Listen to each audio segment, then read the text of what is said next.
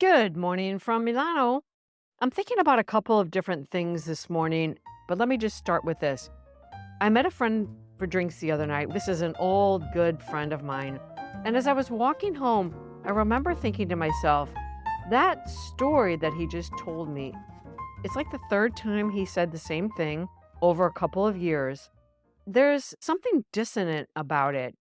His story was related to his family and financial security. And anyway, it's personal and the details don't matter because what does matter is when I woke up the next morning, my thought was, I'm not so sure that fear that he was verbalizing is truly his.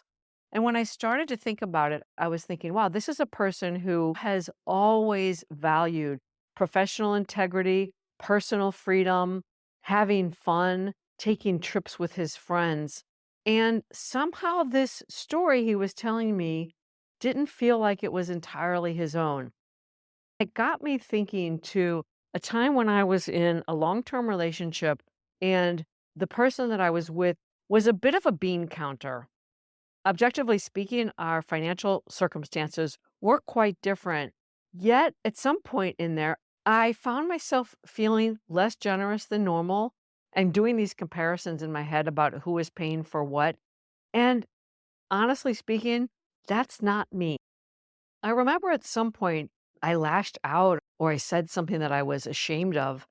And I was able to hear myself and realize that my partner's feelings of scarcity and stories and fears were triggering me. And I was mirroring his stuff.